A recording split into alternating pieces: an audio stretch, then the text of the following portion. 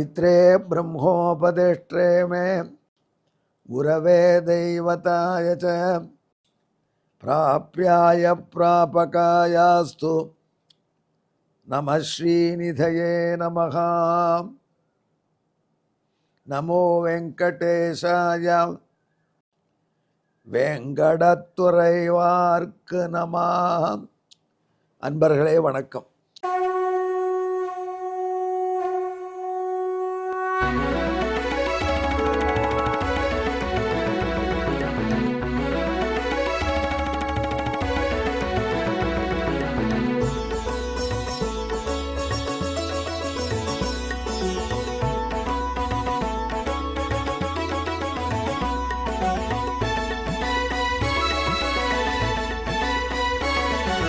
सहस्रनामं सहस्रनामं श्रीवेङ्कटेश सहस्रनामं सहस्रनामं सहस्रनामं श्रीवेङ्कटेश सहस्रनामम्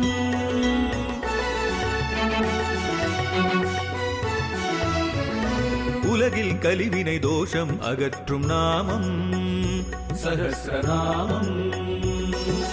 உயர்வுகளை வாழ்வில் அளிக்கும் நாமம் சஹஸ்ரநாமம்.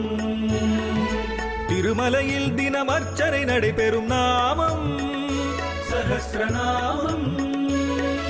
திருவேங்கடனின் தரிசனம் காட்டும் நாமம் சஹஸ்ரநாமம்.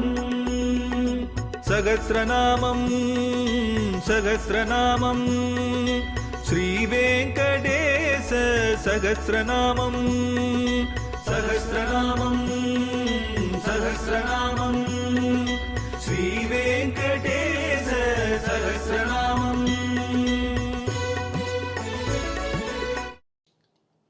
இப்பொழுது நாம் எம்பெருமான் திருவேங்கடமுடையானுடைய 1000 திருநாமங்களிலே 632வது திருநாமத்தை அனுபவிக்க போகிறோம், ரசிக்க போகிறோம். இது சந்திரன் என்ற திருநாமம். ரொம்ப சிம்பிளா இருக்கு.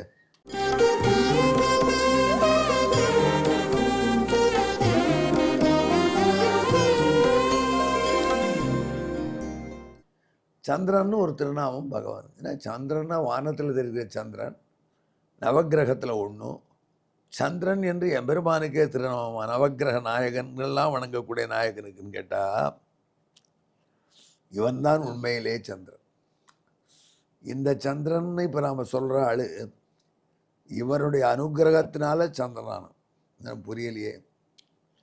சந்திரன்னா என்ன அர்த்தம் தெரியுமா? யார் பார்த்த உடனே நம்ம நெஞ்சில் ஒரு நிறைவு ஆனந்தம் வருதோ அவர் சந்திரன். அந்த பகல் முழுக்க சூரியன், அக்னி நட்சத்திர சூரியன். முன்னெல்லாம் அக்னி நட்சத்திரம்னு ஒரு குறிப்பிட்ட பீரியட் இருக்கும், அதில் தான் சூரியன் தகிக்கும். ஆனால் இப்போ எக்கோ பேலன்ஸ் போயிடுது. அக்னி நட்சத்திரமே 325 நாள் இருக்கா மாதிரி ஃபீல் பண்ணுறோம். அப்படி சூரியன் அடிக்கிறது. அப்படி சூரியன் கப்பம் வெதிர் ஒரேடியாக வெப்பக்கதிர் வீச்சை கொடுத்து பகல் முழுக்க நம்மளை வாட்டி எடுக்கிறான். ಜನತೊಗೆ பெருகிடுத்து, டெக்னாலஜி பெருகிடுத்து, ஏசி வந்துடுத்து. ஏசியை போட்டாலும் அதுக்கு எலக்ட்ரிசிட்டி கொடுக்க முடியல. எவ்வளோ கஷ்டங்கள். இதில் ஜனங்கள் தவிச்சு சாயங்காலம் ஆன பிற்பாடு மெல்ல மெல்ல மாலை போய் முன்னிரவு வந்தவாறே வானத்தில் சந்திரன் உதிக்கிறான். சந்திரன் உதித்தா என்ன ஆகுது? எல்லாருக்கும் சந்திரகிரணம் உடம்புல போட்டு ஃப்ரெஷ் ஆகிடும். சந்திரகிரணம் ரெஃப்ரெஷிங், சூரிய கிரணம் டயரிங். சந்திரகிரணம் மேலே பட்டுது, அப்படியே ஆனந்தப்படுறான். அது பிரகலாதனம்னு சொல்லுவாங்க. ஒரு ராஜா என்பவன் அப்படி இருக்கணுமா? அந்த ராஜாவை பார்த்த உடனே மக்களுக்கு ஆனந்தமாக இருக்கும். அதுக்காக ராஜா தரிசனம் இந்த காலத்தில் ஒரு ராஜா டெய்லி தரிசனம் கொடுக்கணும். ராஜா பாட்டுக்கு இன்றைக்கி உடம்பு சரியில்லைன்னு படுத்துட்டாருன்னா மக்கள் கொஸ்டின் பண்ணுவாங்க, ஒரு டியூட்டியில் ஃபெயிலியர் ஆகிட்டு. அதை நம்ம அரசியல் தலைவர்கள் பல பேர் என்ன பண்ணுறாங்க, அடிக்கடி தரிசனம் கொடுக்குறாங்க. அங்கே வந்து அவங்க வேடிக்கையாக இருக்கும். எங்கேயாவது வெள்ளத்தினால ப்ராப்ளம்னா அதை கூட பார்க்குறது, சூட்டு டை எல்லாம் போட்டுட்டு அப்படி போய் அந்த வெள்ளத்தில் பேண்ட் நனைஞ்சா என்ன பண்ணுறது, ஷூ நனைஞ்சா என்ன பண்ணுறது, அதனால் வெள்ளத்தில் தூரக்கே நின்று வெள்ளத்தை மேற்பார்வையிட்டு நிவாரண நிதி வழங்க ரெடி ஆகிடுவாங்க. வானத்தில் பொட்டத்தை போடுவாங்க, எல்லாம் நடக்கும்.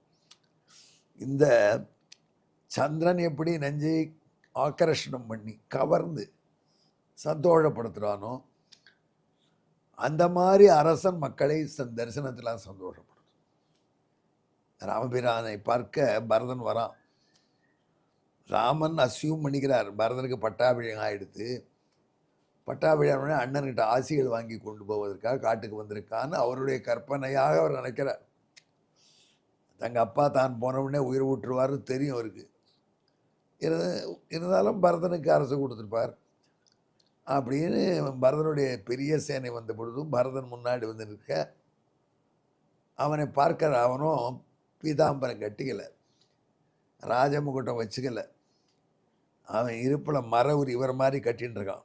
மர உரி பார்த்துருக்கலாம் நீங்கள்? அப்பா மர உரியை இடுப்பில் கட்டினோம்னா அதே பெரிய லோடு தூக்கிடுவோம்.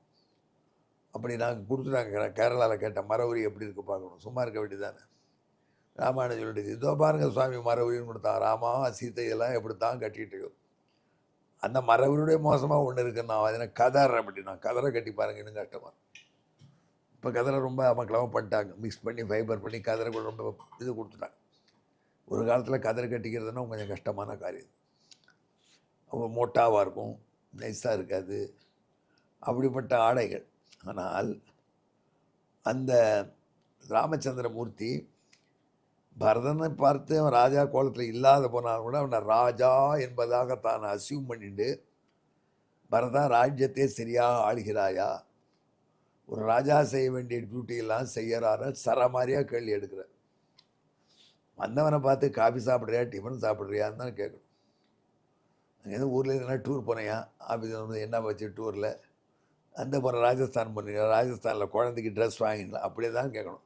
ராஜஸ்தானில் ஆஃபீஸ் வேலை எப்படி நடந்தது, என்ன கூட இருந்தவங்க ஒத்துழைச்சானா அப்படின்னு கேட்டால் வந்து இறங்கின உடனே இப்படியா பிராணனை வாங்குறேன்னு.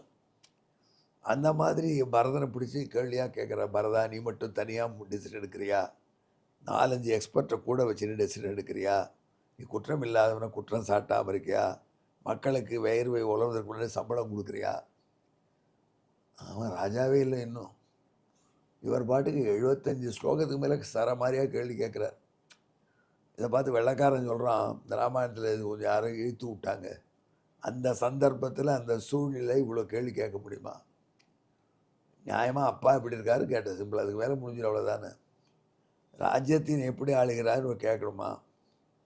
அதனால் நம்மளுக்கு ஒரு நீதி கிடைக்கிறது, ராஜ்யத்தை எப்படி ஆளணுங்கிற விஷயம் நமக்கு தெரியுது. அதில் சொல்கிறான் பெண்கள்கிட்ட ரகசியம் சொல்லாமல் இருக்கியா, எல்லாம் இருக்குதுல்ல. ஏன் ராமர் அப்படி பண்ணினார்னா சில பேர் சொல்கிறாங்க அது வால்மீகி இருக்கிறது தான் எழுதியிருக்காருப்பா, அந்த சீனில் ஃபிட்டிங்லேயே நீ நினைக்கிற. அவர் வந்து பரதனுக்கு மனசில் படணும், நீ தான் ராஜாவாயிட்டேங்கிற எண்ணம் படணும்னு அவன் பிரெயினை வாஷ் பண்ணுற மாதிரி கேட்குறான். அவன் அறியாமல் அவன் ராஜா வாழணுமா. அதுக்காக ராமன் இப்படிலாம் கேட்டார். அவனை கேட்ட கேள்வி எல்லாம் வாங்கினான் மனசில். அதில் ஒரு பெரிய கேள்வி இருக்குது, நீ தினந்தோறும் மக்களுக்கு அலங்காரம் விட்டு தரிசனம் கொடுக்குறியா. ராஜா உடம்பு சரியில்லைனா கூட அப்படி இருக்க நல்ல மெடிக்கல் புல்லட்டெல்லாம் வாசிக்கக்கூடாது. அதனால் சொல்லுவாங்க ஆஸ்பத்திரியில் இருக்கார், காற்று இட்லி சாப்பிட்டார், மத்தியானம் சட்னி சாப்பிட்டார்லாம் சொல்கிறாங்களே. எதுக்கு? ராஜா நன்னா இருக்கணும், அந்த மாதிரி ஒரு கோலத்தில் இருக்கணும். ராஜா அதுக்கு பிரகலாதனம்னு பேர். அதை செய்கிறது சந்திரன் தான். வானத்திலே சந்திரனை பார்த்த உடனே பாட தோணலை, அமுதை பொழியும் நிலவே அருகில் வராதது ஏன்னு பாடுறேன். அந்த காலத்து பாட்டுங்கிறது சினிமா பாட்டே அழகான கவிதை. அமுதை பொழிகிற நிலவே நீ கொஞ்சம் கெட்டக்கவா, ஏன் தூரக்க இருக்க அப்படின்லாம் கொஞ்சம் கூடியாக தோன்றுது நிலவை பார்த்தா, சந்திரனை பார்த்தா. ஆனால் எம்பெருமான் என்கிற சந்திரன் இருக்கானே, வெங்கடேஸ்வர சந்திரன், வெங்கட சந்திரன், அவன் எப்படின்னா இந்த சந்திரனோட உயர்ந்தவன். இந்த சந்திரனையாவது பார்த்துட்டே இருக்கலாம் பண்ணுவோம். யாராவது சந்திரனையே பார்த்துருக்கான்னு திட்ட மாட்டாங்க. சந்திரனை பார்க்கறதுக்கு வீட்டு மொட்டை மாடியில் போய் உட்காண்டா பார்த்துட்டே இருக்கலாம், திருநாள் பார்த்துட்டு. ஆனால் அந்த சந்திரன் இருக்கானே, இந்த சந்திரன் அவனை வழிபட்டு தான் இந்த பவரனுக்கு வந்தது. அது சோர்ஸான சந்திரன் வெங்கட சந்திரன் இருக்கானே என் அப்பன் பிரபு, அவனை ஒரு நிமிடத்துக்கு மேலே பார்க்க யாரும் வரக்கூடாது. ஜெருகண்டி அங்கே ஒரு அம்மா இருக்கும், போங்க போங்க போங்க, ரொம்ப பணம் பண்ணிடுவாங்க வசதி உள்ளவர்கள். அதுக்கான கட்டணத்தை கட்டி பெரிய சேவை பார்க்கலாம். அவ்வளோ நாள் முழுதும் பார்க்க முடியுமா?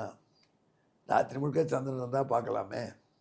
ஆனால் இந்த சந்திரன் எப்படி நம் உள்ளங்குளிர செய்கிறானோ அந்த மாதிரி திருவேங்கடமுடியானுடைய ஒரு செகண்ட் சேவையை நமக்கு உள்ளங்குளிர். பளீர் அந்த ஆபரணங்களும் அந்த காம்பீரியமும் அந்த உயரமும் அந்த மார்பை 2 பிராட்டிமார்களும் அந்த கிரீட்டமும் அந்த கிரீடத்திலிருந்து போகக்கூடிய மாலைகளும் இப்படியுமான எம்பெருமானை நாம் இந்த கியூவை கடந்து கடந்து நெருங்கி துன்னிட்டு போலறிய நீள்வாசல்னு வாசலை கடந்து மெல்ல உள்ள வந்து அங்கேருந்து துவாரபாலகர்கள் இருக்கக்கூடிய கருடன் பக்கமாக வந்து அந்த எம்பெருமானை பார்க்கும் பொழுது கருடங்கிட்டேருந்து எம்பெருமானுடைய முகம் தெரியும். அதை பார்த்து அங்கேருந்து பார்த்து கொண்டே வரச்சேயே வானத்தில் உள்ள சந்திரன் தரையில் நடந்து வந்தானோ நமக்காக இருக்கானோன்னு தோணுமா. அப்படி மக்கள் உள்ளத்தை ஆஹ்லாதனம் பண்ணும் உண்மையான ரியல் சந்திரன் திருவேங்கடமுடியான். இந்த வானத்தில் தெரியுதன் டுபாக்கூர் சந்திரன். போலிகளை கண்டு ஏமாறி பயனில்லை. ஆகையினால்தான் நாரதன் சொல்கிறார், சந்திரன் என்று திருவேங்கடமுடியானுக்கே உரிய பெயர். இந்த சந்திரன் என்கிற பெயருக்கு பின்னணியான ஸ்லோகம்.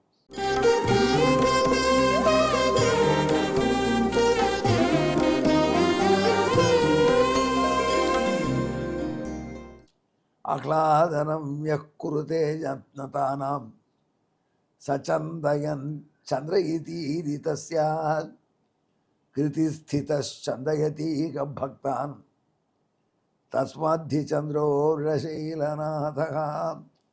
அப்படி ஒரு ஜனகண்டி ஒரு வினாடி ஆனாலும் அந்த காட்சியை நெஞ்சிலே வச்சு அதை நினைக்கும் பொழுதெல்லாம் நமக்கு மயிர்கூச்சி இருக்குது பாருங்கள். அப்படி கொடுக்கக்கூடிய தன்மை உடையவனாகினாலே எம்பெருமான் திருவேங்கடமுடியானை சந்திரன் என்று வழங்குகிறார். நாரத பகவான் இந்த பெயரிட்டதுக்கு பின்னாடி தமிழில் வழிபடுவார் மனம் குளிர செய்வான் வானில் திகழும் மதியாய் சந்திரன் என்ற பெயரை பெற்றான் சந்தனம் செய்யும் சதியதனால். சந்தனனா காரோதல்னு அர்த்தம். இந்த சந்தனம் வேற, இந்த சந்தனம் வேற.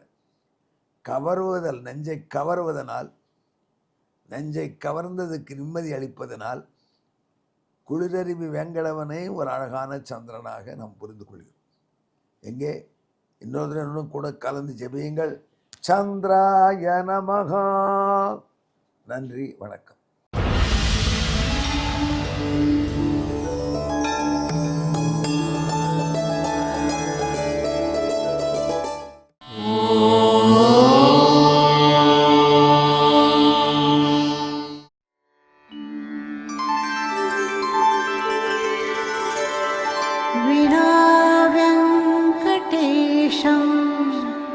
ननाथो ननाथः सदा वेङ्कटेशं स्मरामि स्मरामि. हरे वेङ्कटेश प्रसीद प्रसीद. प्रियं वेङ्कटेश प्रयच्छ प्रयच्छ.